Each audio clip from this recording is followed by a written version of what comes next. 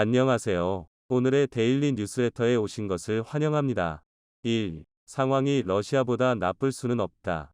2. 과학자들의 탈출. 3. 한국에 바치는 헌사. 한번 진실을 알아봅시다. 러시아의 핵기술 발전은 국제사회에서 큰 관심을 받고 있습니다. 이는 국가의 국방력과 과학기술 발전에 매우 중요한 역할을 합니다.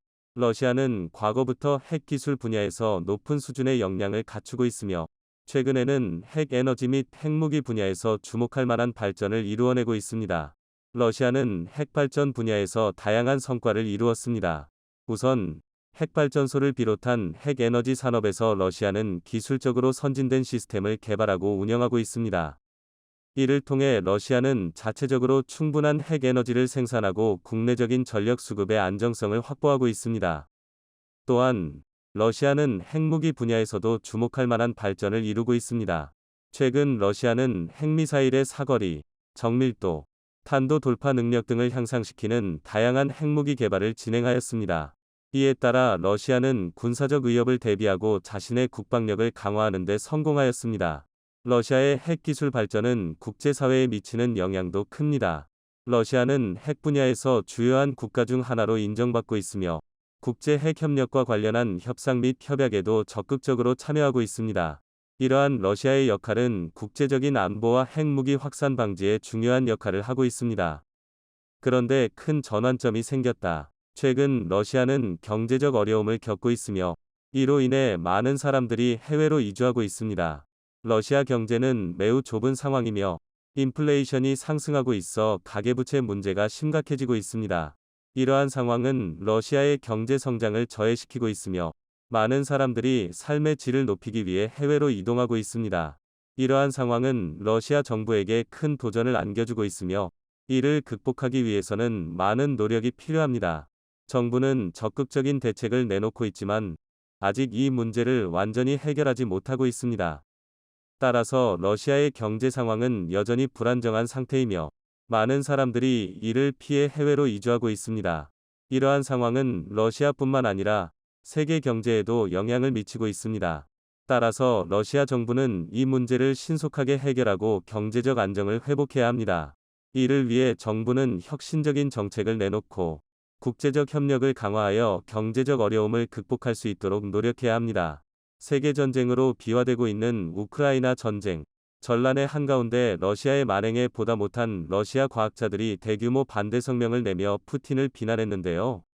이에 푸틴이 과학자들에 대한 탄압에 나서자 러시아 과학자들이 망명길에 올랐다고 합니다.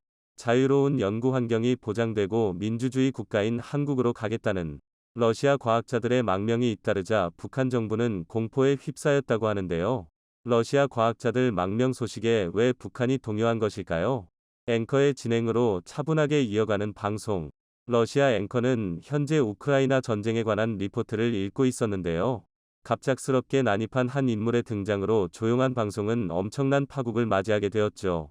러시아 국영 채널 1 TV 뉴스 방송에 등장한 그녀는 우크라이나 전쟁을 막아야 한다고 주장. 러시아가 지금 푸틴에게 속고 있다고 주장하며 러시아 국민들은 지금 당장 우크라이나 전쟁을 막기 위해 연대해야 한다고 주장했죠. 즉시 출동한 경찰 인력이 그녀를 구금했습니다. 뉴스는 물론이고 러시아에 큰 파장을 가져온 그녀의 이름은 마리아 오브샤니코바. 러시아는 침략 국가이며 이를 인정해야 한다. 는 주장을 펼치고 있죠. 그녀는 채널1에서 근무하는 편집 담당 직원으로 그동안 지속된 푸틴의 정치 선전물을 만든 것에 책임을 느낀다고 고백. 국민들은 지금이라도 푸틴에게서 탈출해야 한다고 소리 높였습니다. 하지만 이러한 목소리도 러시아에선 통하지 않는데요. 돌발 사고가 나온 방영부는 그 즉시 삭제되었으며 러시아는 관련자에 대해 엄중한 조치를 취했습니다. 많은 방송 관계자들이 푸틴에 의해 끌려가거나 자리를 잃어야 했죠. 푸틴은 국민들을 대상으로 초강력 정보 통제를 진행 중입니다.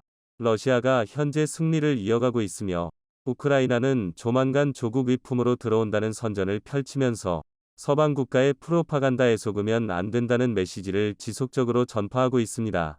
하지만 이미 SNS나 유럽과 미국 방송을 통해 현실을 안 러시아인들은 푸틴의 행동은 선을 넘은 것이라고 비난. 이를 위해 전쟁을 멈추고 푸틴을 거부해야 한다는 여론을 만들고 있습니다. 이에 러시아 지식인 계층이라고 할 수 있는 과학자들도 동참했죠. 러시아 과학자들은 우크라이나 전쟁이 일어난 이후 힘을 모아 국제 안보와 전 세계를 위기로 몰고 간 푸틴의 행동을 비난하고 이에 동참하지 않겠다는 선언을 했습니다. 2,500명이 넘는 러시아 주요 과학자들이 이에 서명하고 우크라이나를 존중하는 러시아 과학자들은 러시아의 행동을 강력히 비난, 우리의 형제자매, 부모님이 살고 있는 우크라이나를 러시아가 침공한 것은 문화적, 기술적 퇴보를 의미하는 것이라고 러시아 정부와 선을 그었습니다. 러시아의 국가 경쟁력에 있어 중요한 역할을 담당하던 과학자들의 집단 성명에 푸틴은 눈 하나 깜짝하지 않았는데요. 집단 성명을 낸 과학자들에 대해 분노하며 이들을 잡아들이라는 명령을 내렸죠. 결국 푸틴의 강경한 태도에 질린 이들 과학자는 망명을 해야 했습니다. 그러지 않아도 푸틴이 집권하던 시기 서서히 과학자들에 대한 간섭과 견제가 심해졌습니다.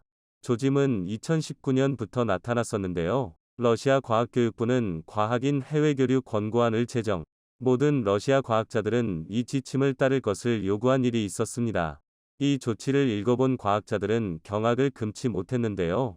러시아 과학자들은 최소 5일 전에 외국 과학자와의 만남을 정부에 알려야 하며 해당 모임에 참석한 과학자의 여권 사본을 반드시 정부에 제출할 것이 권고안에 담겨 있었죠. 당시 정부의 조치가 지나치다고 얘기하며 러시아 과학자들 사이에서 푸틴에 대한 분노가 끌어올랐습니다. 생명정보학 전문가 미하일 겔판트 박사는 이 지침을 따르지 않겠다고 말하며 창의적이고 사적인 접촉을 통한 연구는 과학의 기본을 흔드는 일이라고 주장. 러시아 과학자들은 단체 성명을 내며 정부의 통제를 비난하고 나섰죠. 러시아 정부 역시 이들의 강경한 입장에 한 발 물러났습니다. 러시아 당국은 권고안에 불과하다고 말하며 산업 스파이 문제가 대두되는 상황에 어쩔 수 없이 조치를 강화한 것이라는 변명을 내놓았죠. 그런데 과학자들의 전쟁 반대 성명으로 푸틴 정부는 노골적으로 바뀌었는데요. 러시아 과학자들을 통제하겠다는 푸틴의 생각을 드러낸 것입니다. 참지 못한 이들 러시아 과학자들은 대탈출을 감행하게 되었죠. 바로 북한이 그 주인공이었습니다. 러시아 과학자들의 탈출 소식에 경악하지 않을 수 없었다고 하죠. 그런데 어째서 러시아 과학자들의 러시아 탈출 소식에 북한이 당황한 것일까요? 그 이유는 바로 북한의 과학기술 대부분을 러시아가 제공했기 때문입니다. 기초과학이 부실한 북한은 베끼다시피 러시아 기술을 흡수했는데요. 가장 대표적인 부분이 현재 북한이 자랑스럽게 선전하는 미사일 기술입니다. 사실 경제는 물론이고 국가 경쟁력에서 최하위 수준에 머무는 북한이 핵무기를 비롯해 첨단 미사일 개발에 앞서갈 수 있는 것은 불가능에 가깝습니다. 그런데 그걸 꾸준히 지속해낸 국가가 바로 북한이었죠. 그 뒤에 러시아 과학자가 있을 것이라는 의심은 많았지만 직접적으로 증거가 드러나지 않았던 것이 사실이었습니다. 그런데 탈북 과학자의 증언으로 이 사실이 밝혀진 것인데요. 북한에서 미사일 개발에 참여했다가 한국으로 도망친 과학자는 소련이 해체된 직후 25명가량의 연구원이 북한으로 들어와 미사일 개발에 역량을 쏟았다는 사실을 폭로합니다. 당시 1970년대 북한은 미사일을 자체 생산하고자 과학자들을 닥달했으나 기초과학이 부족했던 북한 수준으로는 흉내조차 못 내는 게 현실이었죠. 그런데 소련이 망하면서 소련 과학자들이 북한으로 넘어와 각종 기술을 지원한 덕분에 개발이 급속히 진전된 것입니다.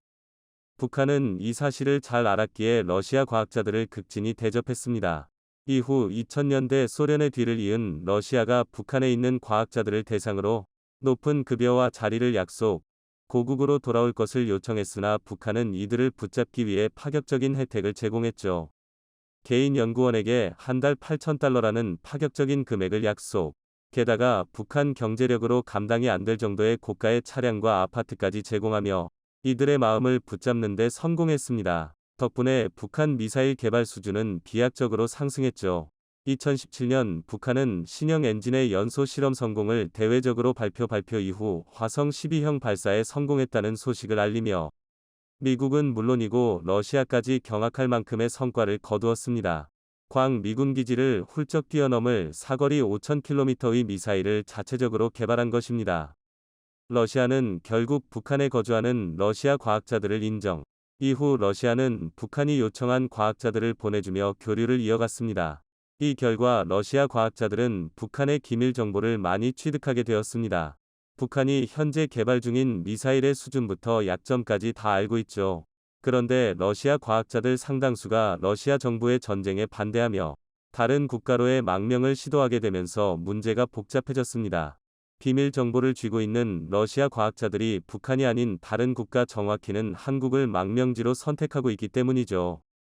정보 통제는 물론이고 과학자들을 무시하는 푸틴 대신 자유로운 연구 환경이 보장되고 첨단 연구 시설을 갖춘 한국이 이들 러시아 과학자들에게 매력적인 장소로 보인 것입니다. 북한 입장에선 자칫 잘못하다가 북한의 미사일 정보를 진 과학자들이 한국 손으로 넘어가는 걸 지켜봐야 하죠. 북한은 러시아 과학자들의 망명을 막기 위해 필사적이라고 하는데요. 그러나 이미 러시아의 눈을 피한 이들 과학자들을 추적하기 어려운 상황이라고 합니다. 최근 북한은 우크라이나 침공과 관련해 러시아를 공개 지지. 북한 외무성 대변인은 언론을 통해 우크라이나 사태의 발생 근원은 전적으로 다른 나라의 강권과 전횡을 일삼는 미국이라고 지칭하며 오히려 문제의 원인을 서방 세계에 돌렸죠. 당연히 러시아 과학자들 입장에서 북한으로 갈 명분이 더 없어진 상황. 반면 한국은 이들 과학자들에게 굉장히 매력적인 장소로 대두되었는데요. 한국 역시 북한처럼 러시아와 지속적인 교류를 통해 과학기술을 발전했는데요. 대표적으로 알려진 제품이 바로 김치냉장고입니다. 러시아 탱크 냉방에 사용되는 열전 소재는 러시아 과학자들의 작품입니다. 그동안은 군용으로만 이용한 이 소재의 가치를 깨달은 한국 과학자들이 국내 기업이 개발한 상품 중 소련 시절까지 포함해 러시아에서 개발되거나 러시아에서 사용된 발명품이 적지 않습니다. 비포장도로를 달리는 전차의 캐터필러부터 벌판과 도심의 레일을 달리는 전기기차, 그 외에 친환경 태양광 전지판이나 헬리콥터 등 다양한 분야에서 러시아 과학자가 아이디어를 내놓은 것들이 많은데요. 한국 과학자들은 이들의 아이디어와 기술을 배워 새로운 제품을 개발했고 이는 한국 기술의 성장으로 이어졌죠. 한국과의 협력을 기억하는 이들 러시아 과학자들 중 특히 우주과학 분야 인재들이 한국으로 넘어오고자 대사관을 통해 한국으로의 망명을 원한다고 하는데요. 실제로 무기 연구 및 생산을 도맡았던 모스크바 열기술연구소 소속 연구자 유리 솔로모노프는 러시아를 도망쳐 한국으로의 망명을 원했다고 합니다. 그는 러시아가 개발한 ICBM, 토폴 중추 인력으로 알려졌는데요. 러시아와는 비교도 안 될 정도로 쾌적한 개발 환경에 감탄했다고 합니다. 그 외에도 많은 과학자들이 한국에 반해 이주 계획을 세우는 등 갑자기 한국이 이들 러시아인들의 유토피아가 되었습니다. 최근 소식에 따르면 미국 재무부가 제재를 가한 러시아인 2명 중 북한의 대륙간 탄도미사일 ICBM 개발에 깊숙한 개입을 한 인물도 한국 망명을 타진하고 있다는 소식이 타스, TACC 통신을 통해 알려졌죠. 북한의 비밀을 쥐고 있는 인재에 잇따른 한국 입국 소식에 북한은 더욱 긴장을 늦추지 못하고 있습니다. 한국은 우크라이나 전쟁 덕분에 손쉽게 과학 인재는 물론이고 북한의 기밀까지 모조리 파악할 수 있게 된 상황. 한국에게 그야말로 엄청난 기회가 찾아왔는데요. 푸틴이 놀라운 결정을 내렸습니다. 러시아가 시베리아에 보유한 차얀타 유전을 포기하고 이를 한국에게 차관 대신 넘기겠다고 결정한 것인데요. 이 결정에 중국 정부가 격분했다고 합니다. 그동안 러시아 차얀타 유전으로부터 많은 양의 원유를 수입하던 중국, 한국에게 차얀타 유전이 넘어가면서 중국 정부는 위기에 봉착한 것인데요. 대체 크렘린의 결정이 어떻게 났는지, 그리고 한국이 러시아에게서 어떻게 차얀타 유전을 받게 되었는지에 대해 구글의 파산 세계 최대 기업이라고 알려진 구글조차 버티질 못했습니다. 구글 법인이 현재 상황을 최악에 가깝다고 말하며 회사를 존속하는 것이 어렵다고 솔직하게 고백했죠. 구글 러시아 법인은 모스크바 중재법원에 파산 신청서를 내면서 은행 계좌 압류와 동결로 인해 러시아 사무소의 직원 유지와 임금 지급, 공급업자 및 하청업자들에 대한 결제가 불가능하다고 선언하며 정상활동 불가 판정을 내렸습니다. 러시아에서 이용하는 구글 서비스를 더 이상 제공하기 어렵다고 판단. 현재 최소한의 인력이 남아 무료 서비스를 제공할 계획이지만 이것도 언젠가 없어질 것이라는 불길한 말을 남겼죠. 서방 세계 국가들의 러시아 경제 압박은 지속적으로 러시아 경제에 타격을 주었습니다. 구글 러시아 법인이 무너진 것은 이를 정확하게 보여주는 일이죠. 세계 어디에서나 글로벌 서비스를 할 수 있다고 생각한 구글에서 러시아 사업을 포기할 정도로 상황이 심각한 것입니다. 심지어 러시아 정부는 본사가 서방에 있다는 이유로 구글 러시아 법인에게 과징금 72억 루블을 부과하는 짓을 저질렀습니다. 명목상 이유는 불법 콘텐츠 삭제 지시 불이행이었죠. 법원에서 규정한 불법 콘텐츠를 구글이 의도적으로 무시하고 있다고 보고 이를 이행하지 않은 구글을 향해 징벌적 손해배상을 청구한 것입니다. 거의 연매출의 5% 수준에 해당하는 금액이었죠. 서비스 제공과 사업을 지속하기 위해 구글은 출혈을 감해했으나 이것도 한계에 부딪힌 것입니다. 실제로 러시아에 있는 많은 기업들은 경제가 마비된 러시아를 상대로 사업을 하는 것을 포기, 법인을 철수하거나 사업장을 폐쇄했죠. 정치적인 목적으로 이들 회사들이 물러나는 것을 방관했던 러시아도 점점 자신들의 행동이 잘못되었다는 것을 깨닫고는 뒤늦게 철수하려는 기업을 붙잡으려고 했습니다. 수많은 물건들을 수입하는 데 어려움을 겪었고 이는 사회 전반을 마비시켰죠. 결국 러시아는 디폴트를 선언하기에 이릅니다. 105년 만에 디폴트라는 거창한 타이틀을 손에 쥐게 된 것이죠. 전체 외화 자산인 6,400억 달러, 하나로 약 809조 원의 달러 자산이 묶이면서 제때 원금을 돌려주지 못한 것이 문제였습니다. 러시아는 디폴트 선언이 있었던 당일에도 당당했습니다. 그가 믿고 있었던 마지막 보루는 바로 석유와 천연가스 러시아의 주요 수출 품목을 믿고 디폴트 상황에서도 러시아는 당당할 수 있었습니다. 러시아는 미국이 막고 있는 상황에서 우리는 대금 지불을 할 용의가 있다 고 말하며 원유 수출을 통해 얻은 금액으로 빚을 갚을 수 있다고 말했습니다. 실제로 그들의 주장대로 동결되지 않은 계좌를 이용하면 빚을 갚을 수 있죠. 그러나 미국이 이를 허용하지 않은 것입니다.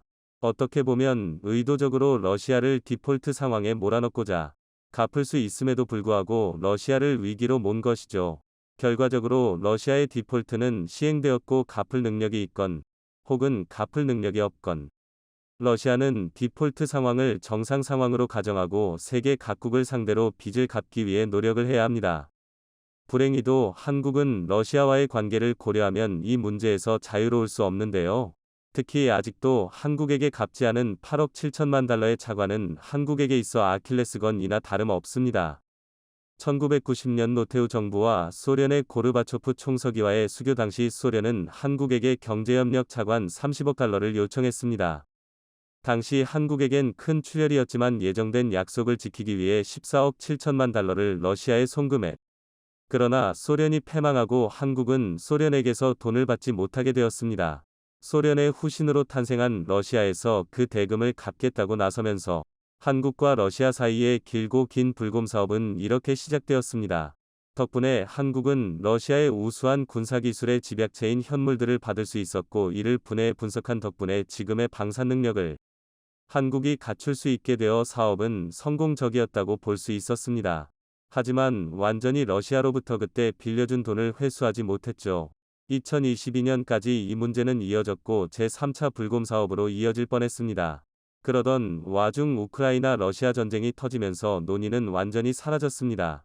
심지어 러시아 디폴트 선언까지 나오면서 돈을 받기에 힘든 상황이 되었죠.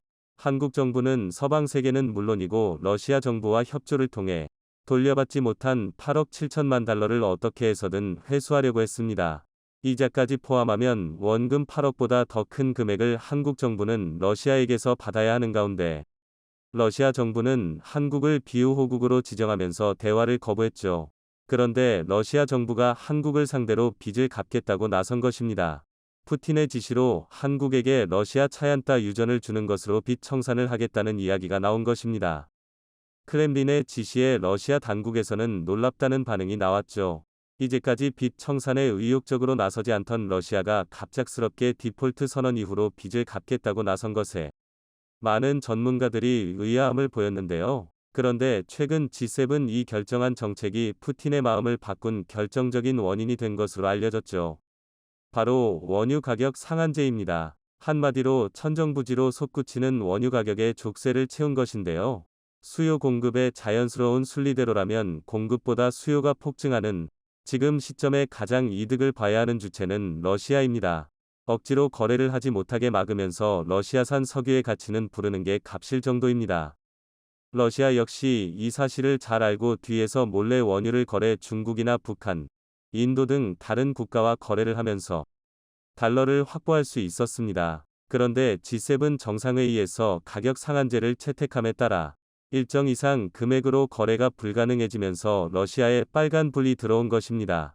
이 결정이 가져다준 충격이 생각 이상인 것이었죠. 현재 러시아가 전쟁을 수행할 수 있는 이유도, 그리고 서방 세계의 경제 공격에도 버틸 수 있는 힘이 석유였지만 가격 상한제가 도입되면서 러시아는 달러를 제한적으로 벌 수밖에 없게 되었습니다. 윌리엄 코튼이 전 미국 대통령 특별보좌관은 언론 인터뷰에서 서방의 제재가 적절한 공격, 스트라이크, 이 되었다고 말하며 푸틴을 생각 이상으로 압박했다고 분석했습니다. 그 결과 푸틴이 차얀따 유전을 넘기는 결정까지 하게 된 것입니다. 대규모 유전을 한국에게 넘겨주고 빚을 빠르게 청산하겠다는 것이죠. 이 소식이 크렘린 발표로 나오자 당황한 것은 바로 중국이었습니다. 러시아의 풍부한 천연가스 자원들은 시베리아 전역에 퍼져 있고 그 중에서도 많은 양의 자원을 보유하고 있는 곳이 시베리아에 위치한 사하공화국입니다. 야쿠티아 공화국으로도 불리는 사하공화국의 보물인 차얀따 유전은 7,910만 톤의 원유를 보유하고 있는 곳으로 러시아 국영기업인 가즈프롬은 이 지역 일대를 개발 송유관을 건설해 주변국으로 수출할 계획을 세웁니다. 가장 중요한 파트너로 중국이 선정되었죠. 에너지 수급에 항상 어려움을 겪었던 중국은 차얀따 유전에서 뻗어나온 송유관을 중국 발전소까지 연결하는 가스관 사업을 추진. 이를 통해 막대한 원유를 얻을 수 있었습니다. 러시아도 파트너인 중국과의 협력을 바라던 입장이라 중국의 송유관 건설 사업에 돈까지 투자하며 적극 지지해 주었죠.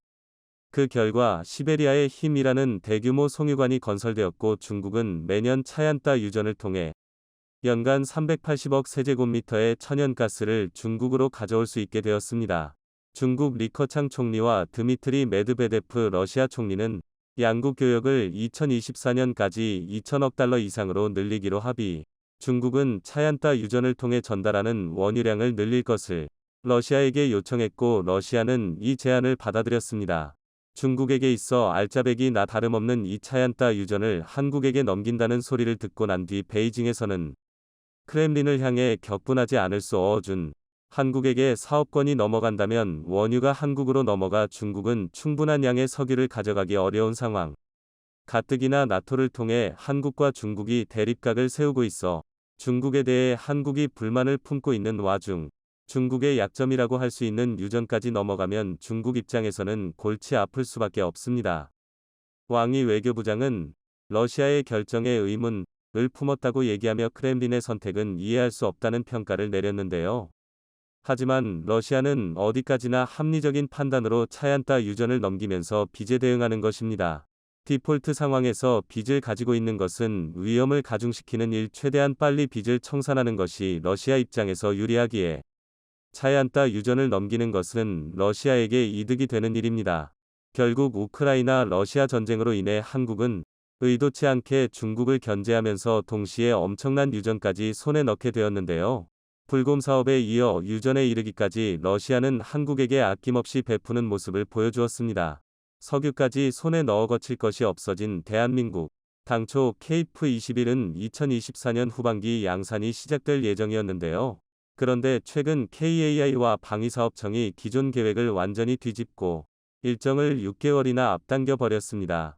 방사청은 양산 계약의 필수적인 잠정 전투용 적합 판정을 2023년 5월 이내에 마무리 짓고 오는 하반기에는 아예 양산 계획까지 승인받을 예정이라 밝혔는데요. 이렇게 되면 내년도 예산 배정 일정이 훨씬 빨라져서 이르면 2024년 상반기에 케이프21 양산에 돌입할 수 있습니다. 즉, 케이프21 개발 일정을 기존보다 대폭 앞당기겠다는 것입니다.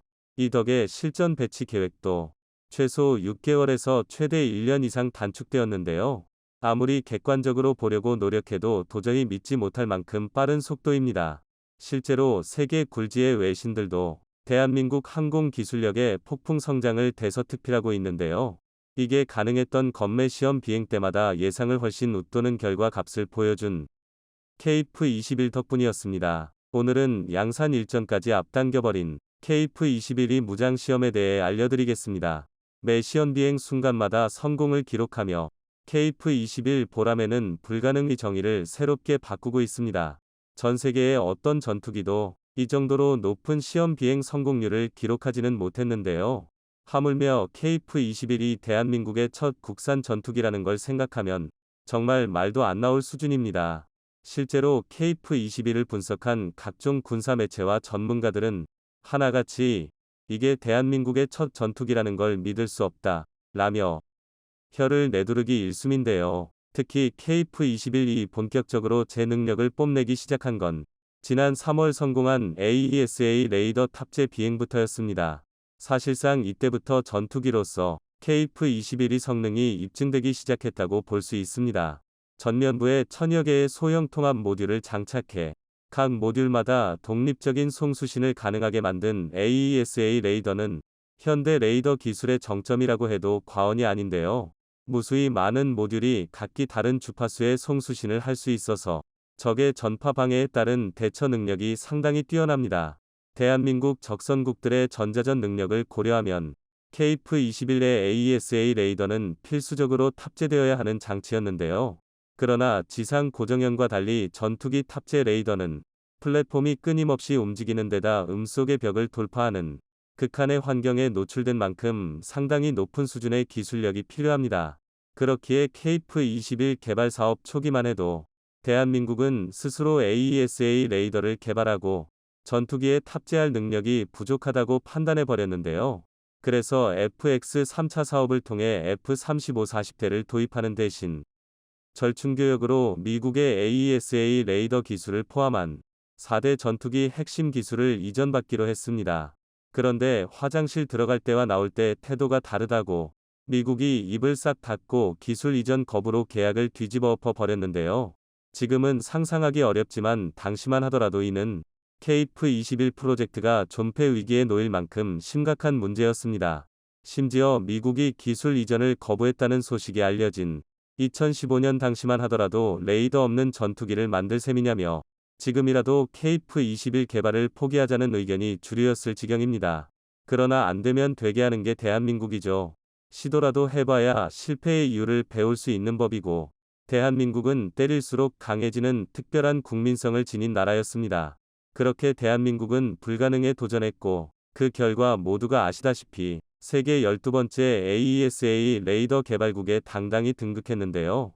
그리고 KF-21은 대한민국의 AESA 레이더를 탑재한 채 공대공 모드 25개 시험 항목에서 총 18회의 비행 시험을 수행했고 모든 요구 성능 및 개발 목표를 달성했습니다.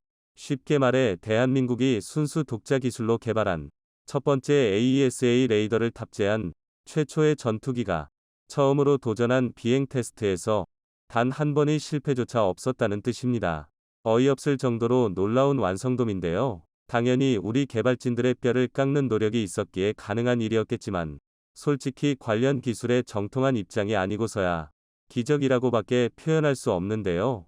이러니 PR을 떠나 KF-21 보라매가 주변국을 긴장하게 만든다는 소리가 나오는 것입니다.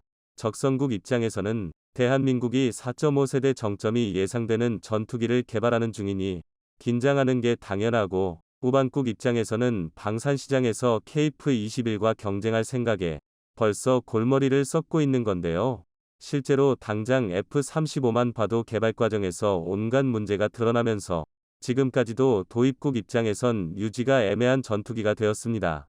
오죽하면 미국 내에서도 F-35 개발 결함이 도마에 오를 때마다 프로젝트를 취소하니 많이 열띤 논쟁이 오가는데요. 그도 그럴 게 지금까지 알려진 F-35의 대표적인 결함만 해도 하나하나 정신이 아찔해질 정도입니다. 일례로 두 차례나 비상시 조종석 사출 시험에 실패해서 파일럿 몸무게를 61.7에서 74.8kg으로 제한하는 웃지 못할 해프닝이 벌어지기도 했는데요.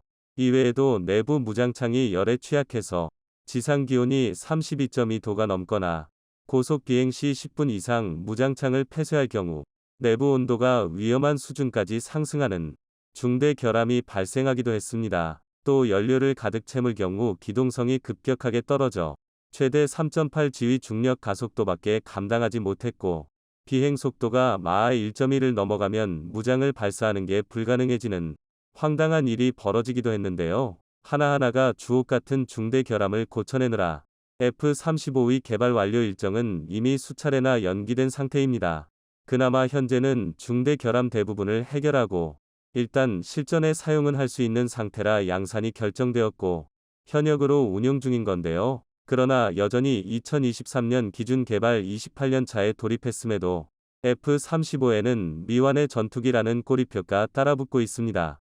물론 F-35가 유독 심한 경우긴 하지만 이처럼 전투기 개발 과정이라는 건 실패의 연속이나 마찬가지입니다. 그런데 KF-21은 이런 기존의 상식을 뒤엎고 연달아 성공만을 기록 중이니 적선국이고 우반국이고 입이 떡 벌어질 수밖에 없는 건데요. 오죽하면 이를 믿지 못한 국내 모기자가 KF-21이 온갖 결함을 토해내기 시작했다며 비행시험이 가시밭길에 들어섰다는 억지 주장을 펼치기도 했습니다. 하지만 당연히 이건 전투기의 개발 과정을 전혀 이해하지 못했다고 스스로 광고하는 꼴이나 다름없는 왜곡, 선동 기사에 불과합니다.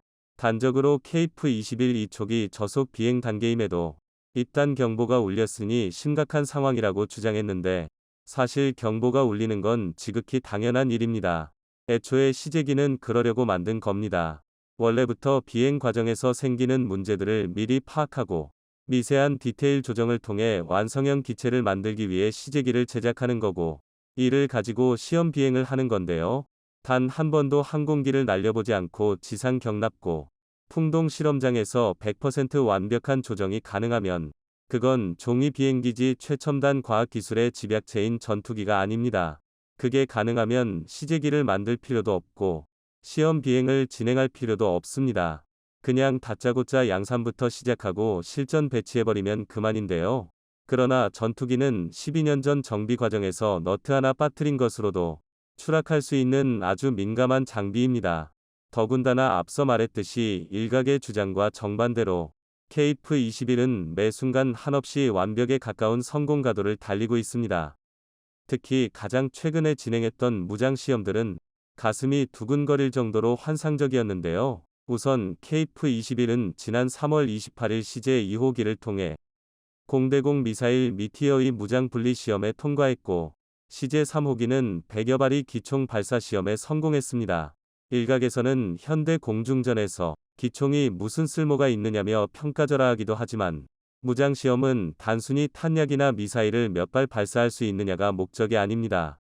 시제기에서 무장 분리나 기총 발사를 시험하는 건 해당 과정에서 발생하는 기체 구조, 엔진, 공기 역학적 특성 변화 등을 점검하기 위한 목적입니다. 이를 통해 안전성이나 일련의 무장 운용 과정에서 관련된 항공전자 시스템이 정상 작동하는지를 확인하기 위함인데요. 그렇지만 솔직히 말해서 이건 기술적인 내용이고 중요한 건 시험탄이긴 했지만 미티어를 발사하는 데 성공했다는 것입니다. 미티어는 범유럽 미사일 개발업체인 MBDA가 개발한 차세대 비가시거리 공대공 미사일, 일명 BVRAAM 시스템인데요. 영국의 주도로 프랑스, 독일, 이탈리아, 스웨덴, 스페인이 개발에 참여한 만큼 유럽의 기술력이 총집합된 장거리 공대공 미사일의 정점으로 평가받습니다. 실제로 덕티드 로켓 모터를 탑재한 미티어는 독보적인 초원거리 요격으로 명성이 높은데요. 기본 속력만 최소 마하 4 이상인데다 사거리는 최소 100km에서 최대 300km에 육박합니다. 오죽하면 미국조차도 F-35의 초장거리 요격 무장으로 미티어를 탑재하고 있는데요. 극단적으로 말하면 KF-21 개발을 주관하는 KAI의 사천공항에서도 서울 상공에 출현한 적 전투기를 요격하는 게 가능한 셈입니다. 유사시 지금 당장에라도 KF-21 출격할 수 있는 것입니다. 그런데 심지어 여기서 끝이 아닙니다. 가장 최근민 지난 4월 4일에는 KF-21 시제 2호 기가 나토식 미사일 분류 코드 AIM 2000 통칭 아이리스-T 무장 분리 시험에도 성공했습니다. 아이리스-T는 AIM 9L 사이드와인더 대비 목표 획득 거리 4배, 탐색각 3배, 추적 능력은 6배 이상 향상된 단거리 공대공 미사일인데요. 일반적으로 대다수의 군사 전문가가 아이리스-T를 미국의 주력 단거리 공대공 미사일인 AIM-9X의 상위 호환으로 평가합니다. 아닌 게 아니라 아이리스-T의 기동성은 그야말로 경이로운 수준인데요. 초당 60도, 중력 가속도 60G의 선회가 가능한 아이리스-T는 만약 KF-21이 정면으로 미사일을 발사한다 하더라도 급선회를 통해 후방에 따라붙은 적기를 타격할 수 있습니다. 사실상 360도 전방위에 대한 방위가 가는 건데요. 게다가 우크라이나 공군이 아이리스-T를 이용해 러시아 순항 미사일 격추 100%를 달성하는 등 공중의 고속 이동 물체 격추 능력을 이미 실전에서 검증받았습니다. 중국의 질적 주력기인 J-22 탑재한 PL-10 단거리 공대공 미사일이 아이리스-T와 유사한 페이퍼 스펙을 보유했음에도 실전이고 훈련이고 단 한 번도 실제 성능을 공개하지 않았다는 것과 상당히 대조적인데요. 이 덕에 KF-21은 개발 단계인 지금 상태로도 잠재적인 전투 수행 능력을 확보했음이 입증되었습니다. 즉 현재의 시험 비행 상황으로 양산에 돌입해도 문제될 게 없다는 것입니다. 그게 바로 잠정 전투용 적합 판정인데요. 게다가 대한민국은 KF-21 보라매의 압도적인 무장을 연달아 시험 비행에 성공시키면서 항공 기술력이 완숙의 경지에 다다랐음을 스스로 증명하고 있습니다. 이르면 2024년 초 양산 단계에 돌입할 KF-21 낙원이 전 세계 방산 시장에 어떤 돌풍을 일으킬지 몹시 기대됩니다.